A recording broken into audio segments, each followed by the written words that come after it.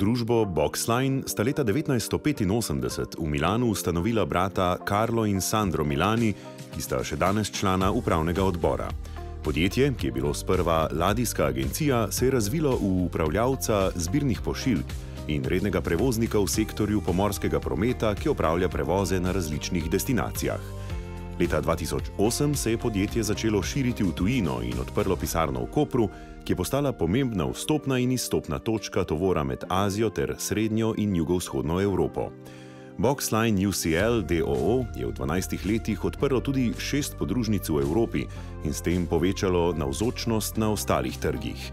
Podjetje deluje kot nevtralni ponudnik zbirnih ladijskih prevozov, kar pomeni, da storitve ponujajo ostalim logističnim podjetjem. Njihove stranke so tako majhni špediterji kot tudi velika logistična podjetja. Njihove storitve zajemajo tako uvozno kot izvozno špedicijo v Evropi, Severni in Srednji Ameriki, Južni Ameriki, Afriki, na Srednjem vzhodu, v Sredozemlju, v Aziji in na Kitajskem.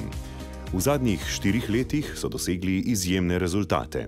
Njihovi prihodki so se povečali za 4-krat, pri čemer jim je s samo 46 zaposlenimi uspelo ustvariti 82 milijonov evrov prihodkov, 2 milijona evrov dobička in več kot 100 tisoč evrov dodane vrednosti na zaposlenega.